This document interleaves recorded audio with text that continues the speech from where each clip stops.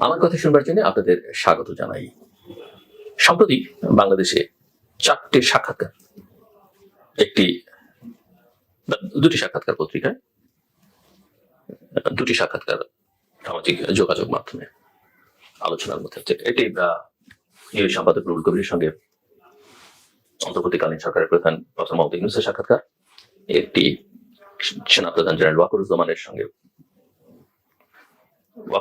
প্রথম আলোর সঙ্গে সাক্ষাৎকার, একটি বঙ্গবন্ধুর হত্যাকাণ্ডের অন্যতম অভিযুক্ত এবং দণ্ডপ্রাপ্ত আসামি মেজর ডালিমের এটি একজন ইউটিউবারের সঙ্গে সাক্ষাৎকার, এবং আরেকজনের সঙ্গে সামাজিক যোগাযোগ মাধ্যমে সমন্বয়ক হাসনাত আব্দুল্লাহ সাক্ষাৎকার। এগুলো মোটামুটি ভাইরাল আলোচনার মধ্যে আছে। এগুলো থেকে যেটা বোঝা যাচ্ছে সেটা হচ্ছে যে সাক্ষাৎকারগুলো যদি আমি এক জায়গায় করি, সরকার আসলে খুব দুর্বল একটা জায়গায় আছে। সরকারের পারফরমেন্স নিয়ে সরকার প্রধান নিজেই সন্তুষ্ট নন।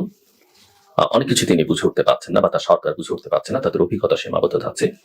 সেনাবাহিনী ক্ষমতার কেন্দ্রবিন্দুতে থাকবার তেমন কোনো আগ্রহ তাদের নেই। তারা রাজনৈতিক প্রক্রিয়ায় চেষ্টা চলুক সেটা চায়। বাংলাদেশের গণমাধ্যমের কোনো কোনো অংশের মধ্যে কিছু কিছু শক্তিকে উস্কানি বা প্রমোট করবার, নেতিবাচক শক্তিকে প্রমোট করবার একটা প্রবণতা, বাংলাদেশকে ইডিওলজিক্যালি ফিলসফিক্যালি একটা ভিন্ন ডিরেকশনে নিয়ে যাবার প্রবণতা, এবং বাংলাদেশের সাংবাদিকতার যে চটুল সাংবাদিকতা, যেটাকে পাপেট সোল টানাভাবে আমরা বিশেষিত করেছি, একটা ভাইরাল হবার প্রবণতা এবং নিম্নমানের সাংবাদিকতা অনেক খ্যাতিমানদের মধ্যে সেই প্রবণতাটা লক্ষণীয়। মোটা দাগে আমি এই 4টে সাক্ষাৎকারকে কেন্দ্র করে আমার বক্তব্যটা রাখলাম। সরকার কি করছে? কমিশনগুলো করেছে, সংস্কার করবে, কখনো ডিসেম্বরে নির্বাচন, কখনো জুলাইয়ের মধ্যে নির্বাচন, এইসব কথাবার্তার মধ্যে সরকার আছে। কিন্তু যেটা স্পষ্ট বোঝা যাচ্ছে যে সেটা তারা আসলে ডেলিভার করতে পারছেন না, তারা পারফর্ম করতে পারছেন না। সরকারের মধ্যে একটা শক্তি ঢুকে পড়েছে, বা অন্তর্বর্তীকালীন সরকার প্রধান প্রফেসর মোহাম্মদ ইউনূসকে আমি মনে করি অগাস্টে আমাদের সামনে কোনো বিকল্প ছিল না। তার চাইতে বড়, তার চাইতে গ্রহণযোগ্য জাতীয় এবং আন্তর্জাতিক ভাবে কোনো ব্যক্তি ছিলেন না যিনি ওই সময় সরকার প্রধানের দায়িত্বটা নিতে পারেন, প্রফেসর মোহাম্মদ ইউনূসের। কিন্তু তাকে কিছু মিস ইনফরমেশন ফিট করা হয়েছে। তিনি যেহেতু ছিলেন না এবং তিনি যেহেতু বারবার নিজেও বলেন রাজনীতির মানুষ না, সেগুলো দ্বারা তিনি কনভিন্সড হয়ে তিনি এমন কিছু মন্তব্য বিভিন্ন সময় করে ফেলেছেন যাতে করে ওই শক্তিটা অনেক বেশি শক্তিমান হয়ে উঠেছে। জুলাই অগাস্টের যে অভ্যুত্থান, এই অভ্যুত্থানটা আসলে এই আন্দোলনটা কোটা বিরোধী আন্দোলন ছিল, বৈষম্য বিরোধী ছাত্র আন্দোলন নামে। একেবারে শেষ পর্যায়ে এসে এটা ছাত্র জনতার অভ্যুত্থানে পরিণত হয়েছে। স্পন্টেনিয়াস একটা মুভমেন্ট। এর কোনো একক নেতা ছিল না, এর কোনো স্ট্রাকচার নেতৃত্ব ছিল না। যারা কোটা বিরোধী আন্দোলনে ছিলেন তারা এই ধারাবাহিকতাটা ধরে রেখে পরিণতিটার দিকে নিয়ে গেছেন। কিন্তু আমাদের খেয়াল রাখা দরকার, 1971-এর মুক্তিযুদ্ধে যারা অংশ নিয়েছেন, বাংলাদেশের ইতিহাসে সবচেয়ে বড় বীর তারা। কিন্তু 53 বছরের ইতিহাস, এটা আমাদের মানতেই হবে যে স্বপ্ন, আকাঙ্ক্ষা, লক্ষ্য নিয়ে বাংলাদেশ স্বাধীন হয়েছিল।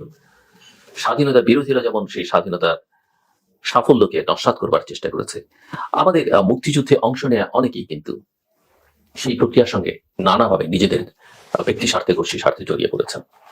অনেক মুক্তিযুদ্ধের চেতনার পরিপন্থী কাজ করেছেন। অনেকে বীরুত্তমকেও আমরা দেখেছি দুর্নীতির সঙ্গে জড়িয়েছেন। বীর বিক্রমকে দেখেছি সরকারি কাজ টেন্ডার নিয়েছেন, কাজ করেননি, টাকা তুলে নিয়েছেন, বড় বড় মুখে কথা বলেন। আমরা জানি তো এইসব ইতিহাস। আপনারাও বুঝতে পারছেন আমি কাদের কথা বলছি। এই যে গণজাগরণ মঞ্চ দেখলাম আমরা, হ্যামিলনের বংশীবাদক তারা, গোটা দেশ তাদের পেছনে ছুটেছে। আমি অবশ্য ছুটিনি, অনেকেই হয়তো ছোটেননি। কারণ আমার কাছে মনে হয়েছিল ওই আন্দোলনটা, ওই সময়টাই আসলে বাংলাদেশে একটা বড় বৈপ্লবিক পরিবর্তন হতে পারত যদি তারা সমাজের অন্যান্য বিষয়গুলোকে তার সঙ্গে সন্নিবেশিত করতে পারত। শুধুমাত্র ঘৃণা ছড়ানো আর রাজাকারের ফাঁসি চাই ছাড়া তাদের কোনো বক্তব্য ছিল না। আর যে কারণে সেটা টেকেনি। সংসদ সদস্যরা তাদের ডাকে রাস্তায় বেরিয়ে এসেছেন, প্রদীপ জ্বালিয়েছেন, এবং সেই গণজাগরণ মঞ্চের নেতাদের আজকের পরিণতি কেউ তাদের নামও চেনে না। তারা রাস্তাঘাটে নিগৃহীত হয়েছেন। ইতিহাসে যে ঔজ্জ্বল্য তাদের থাকবার কথা সেটা তাদের মধ্যে নেই, তাদের নামের সঙ্গে এখন আর নেই, বরং অনেক বেশি নেতিবাচক কথাবার্তা তাদেরকে। একই অবস্থা 24-এর আন্দোলনে যারা নেতৃত্ব দিয়েছেন, এই যে সমন্বয়টা, প্রথমে তারা নিজেরাই বলেছেন তাদের কোনো স্ট্রাকচার নেই, 158 জন একজন আরেকজনকে চেনেন না। এমন অনেককে দেখেছি এই যে আজকে যাদের নাম আমরা দেখি যারা সরকার আছেন, তারা যখন খানিকটা বিতর্কের মধ্যে জড়িয়ে যাচ্ছেন বা তাদের নিয়ে যখন সংশয় তৈরি হচ্ছে, তখন যারা কথা বলেছেন তাদেরকে কিন্তু আজকে আমরা দেখি না। লক্ষ লক্ষ ছাত্র সমাজের নামে আজকে তারা সরকারে ঢুকে পড়েছেন, সরকারে ঢুকে আবার দল করবার চেষ্টা করছেন।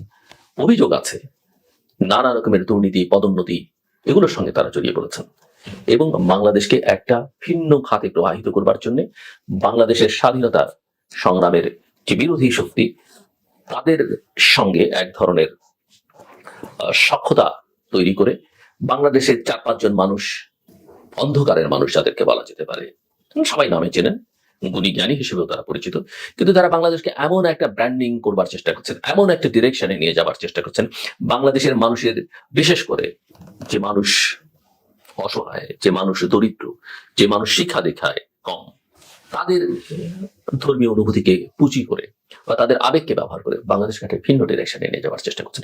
মনে রাখতে হবে বাংলাদেশের জন্ম এই কারণে হয়নি, এবং বাংলাদেশের মানুষ ধর্মপ্রাণ, একই সঙ্গে বাংলাদেশের মানুষের মধ্যে গণতান্ত্রিক চেতনা অত্যন্ত প্রবল। বাংলাদেশের মানুষ তার মধ্যে এক ধরনের আধুনিকতাও আছে, উদারনৈতিক গণতন্ত্র আছে। এই যে প্রফেসর মোহাম্মদ ইউনূসের কথা আমরা বলি না, ওয়েস্টার্ন ডেমোক্রেসি, লিবারেল ডেমোক্রেসির তিনি অনুসারী, কিন্তু তিনি কিভাবে এই একটা ডিরেইলড শক্তির সঙ্গে যুক্ত হয়ে পড়লেন, এটা আসলে তার পলিটিক্যাল মাইন্ডস বা রাজনৈতিক চিন্তা ভাবনার, তিনি নিজেও যেটা স্বীকার করেন, সীমাবদ্ধতার কারণে তিনি এর মধ্যে ঢুকে পড়েছেন। কিন্তু তাকে রক্ষা করা আমাদের নৈতিক দায়িত্ব। এখন নানা কথা বলা হচ্ছে, এক এক সময় এক এক কথা বলা হচ্ছে, সংস্কার আগে, নির্বাচন পরে, স্থানীয় সরকার নির্বাচন করতে হবে, টাকসু নির্বাচন করতে হবে, এটা করতে হবে, ওটা করতে হবে, প্রোক্লেমেশন।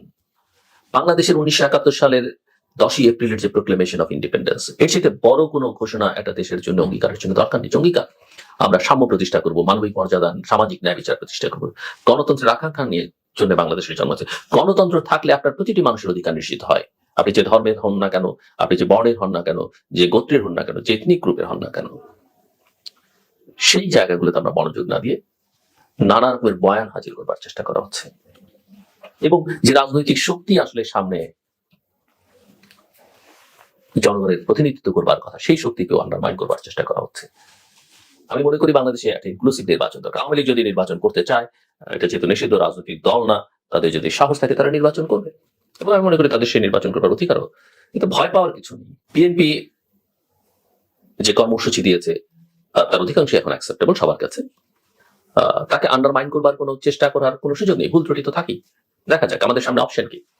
জামায়াত পারলে করুক, কিন্তু তারও তো অতীত আছে, সেটাও আমাদের মাথায় রাখতে হবে। সব মিলিয়ে আমি যেটা দেখি, শাসনের একটা দুর্বলতা তৈরি হয়েছে বাংলাদেশকে ভিন্ন খাতে, এবং আন্তর্জাতিক মহল এটা আর অ্যাকসেপ্ট করবে না। এখানে বিনিয়োগ, ব্যবসা কিছুই হবে না যদি না পলিটিক্যাল স্টেবিলিটি আসে, এখানে যদি নির্বাচন না হয়। এমনকি আপনি যদি সরকারের অনেক কিছু নিয়ে, যেহেতু আমি আমাদের প্রতিষ্ঠান সিজিএস থেকে আমরা এই যে ডিজিটাল সিকিউরিটি অ্যাক্ট, বাক স্বাধীনতা, ব্যক্তির স্বাধীনতা, চিন্তার স্বাধীনতা নিয়ে কাজ করেছি, সাইবার সিকিউরিটি অ্যাক্ট নিয়ে কাজ করছি। আপনি দেখেন সাইবার সিকিউরিটি অ্যাক্ট এটা বাতিল করবার কথা, এখন সেটা সাইবার সুরক্ষা অধ্যাদেশ নামে হাজির করবার চেষ্টা করা আছে। কিন্তু এই খসড়ার মধ্যে যদি আমরা দেখি, এটা কিন্তু ওই আগেকার রাজনৈতিক শক্তিগুলো ক্ষমতাসীনদের বলয় থেকে বেরোতে পারেনি, সেখানেও কিন্তু অপব্যবহারের নানা ঝুঁকি কিন্তু দেখা যাচ্ছে, এবং কিছু কিছু ধারা বাদ দেওয়া হয়েছে, কিন্তু পুরোনো আইনের মতোই এখানে গ্রেপ্তারি পরোয়ানা, তল্লাশি, গ্রেপ্তারের বিধান রাখা হয়েছে, যেটা খুবই উদ্বেগজনক।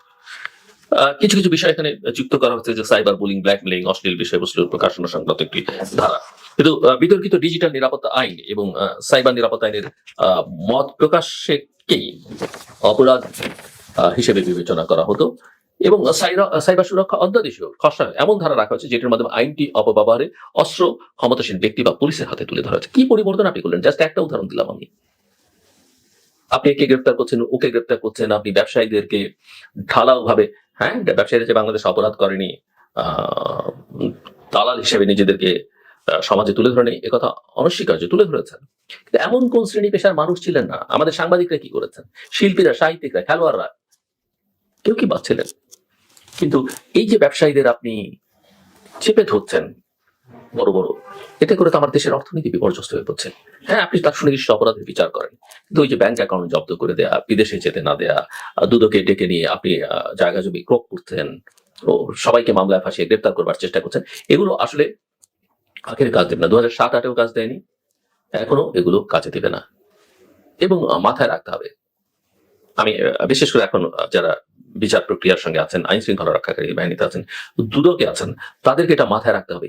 এই যে শাসন ক্ষমতার সঙ্গে যুক্ত কতিপয় ইম্যাচুর, আবেগী, এদের দ্বারা প্ররোচিত না হয়ে আইনসম্মতভাবে সুবিবেচনা ভাবে আপনারা অ্যাকশন গুলো নেবেন। মাথায় রাখতে হবে যে বাংলাদেশে একটা নির্বাচন করতে হবে 25 বা 26-এর শুরুর দিকে।